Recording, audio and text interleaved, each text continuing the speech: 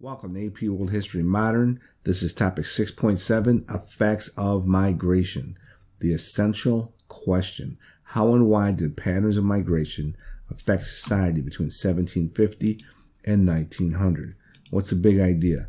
Migration in the 19th century, whether undertaken freely to escape poverty or seek opportunity, or coerced as part of an imperialist labor system, led to demographic changes with long-lasting results.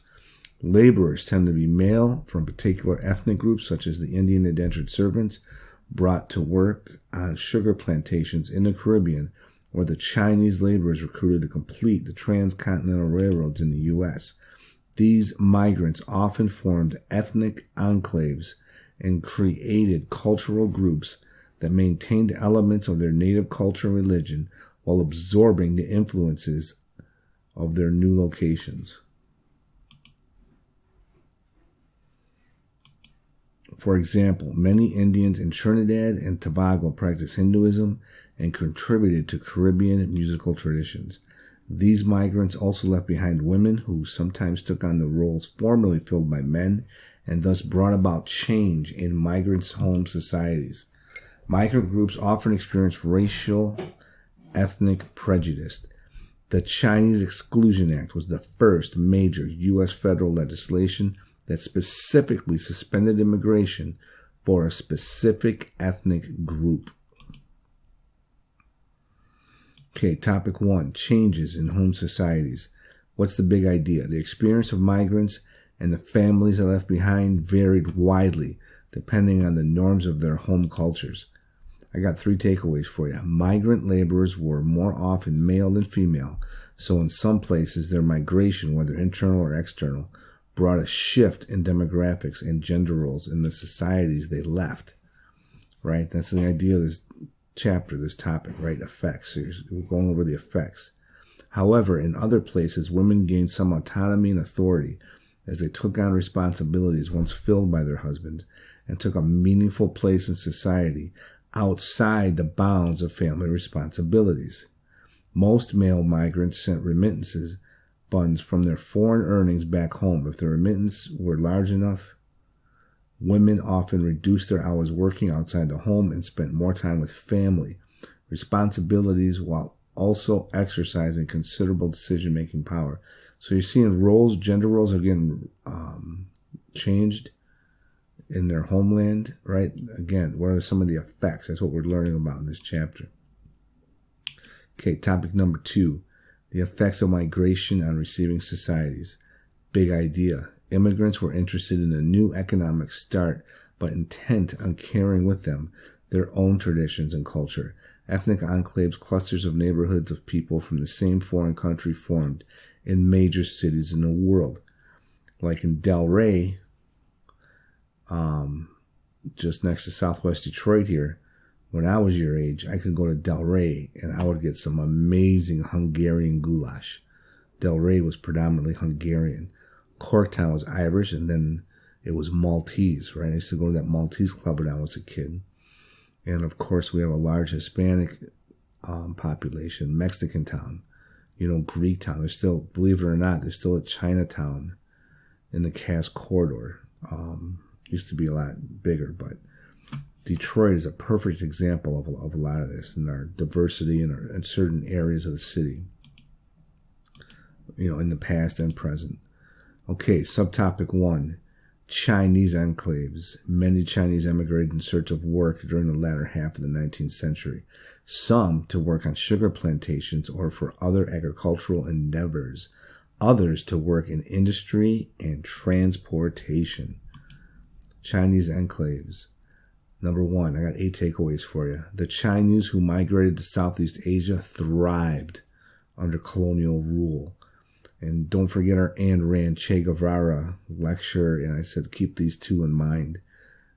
Some people, the imperialism, the Industrial Revolution, they are benefiting. They are getting some upward mobility. In Indochina, the French encouraged them to engage in commerce.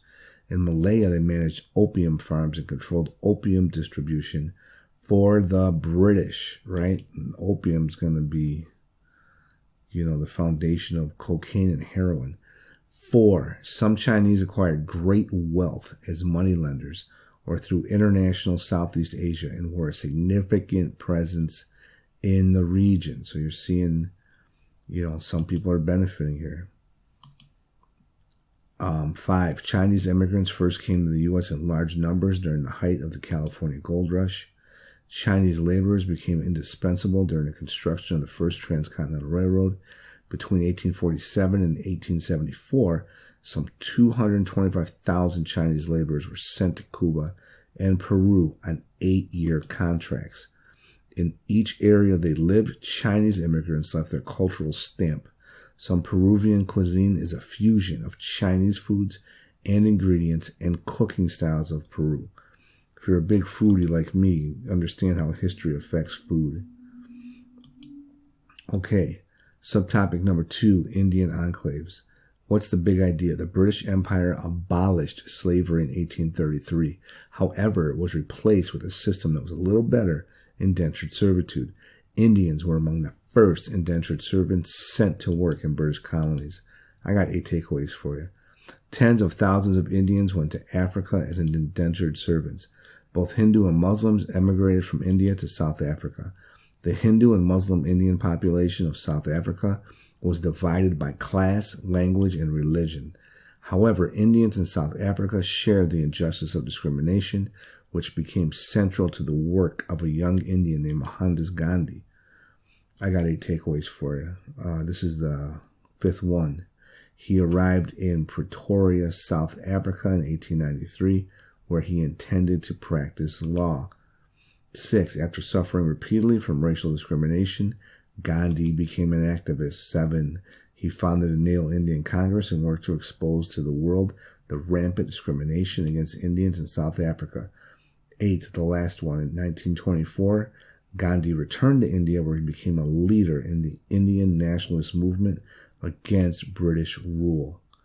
Subtopic 3, Irish enclaves in North America. What's the big idea?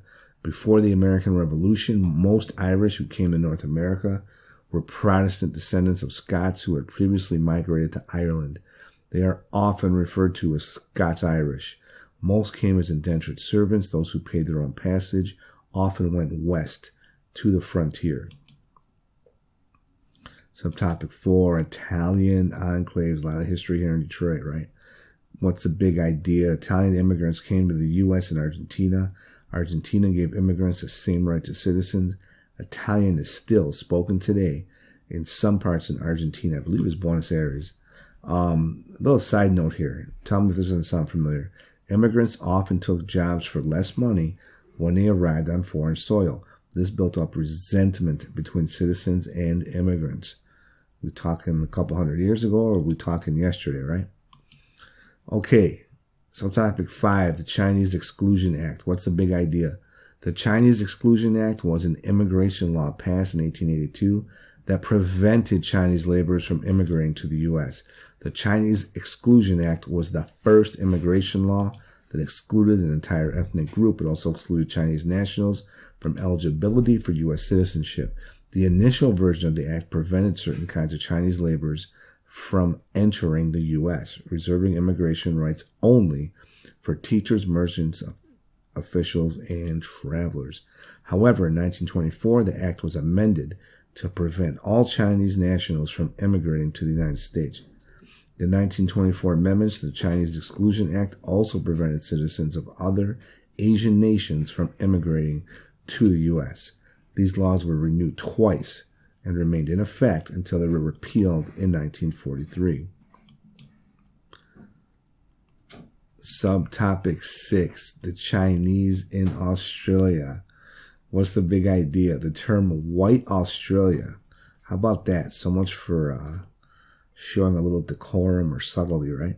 The term white Australia policy was widely used to encapsulate a set of historical policies that aimed to forbid people of non-European ethnic origin, especially Asians, primarily Chinese and Pacific Islanders, from immigrating to Australia starting in 1901. If you're able to watch this instead of just listen to it, you see a very racist political cartoon here. It's the usual racist stuff you see in these things, the accentuated features. stereotype in the perfect, the perfection of the, citizens of the country. And it's in conclusion here, I think a lot of us here in Southwest Detroit can relate to this, right? And Gandhi, if you don't know a lot about him, this would be good on DBQ too. Gandhi, how did he get the British out of India? Did he start a war? Did he start a revolution? No, he was into something called passive resistance, right? And he used the same methods. He read a guy named Henry David Thoreau, and then someone here in the United States in the 1960s would use the same tactics. His name was Dr. Martin Luther King. So there's a connection between Dr. King, Gandhi, and Henry David Thoreau. Check that out. Be aware of it. Maybe you can make a connection sometime. All right. That's it. I'll see you next time.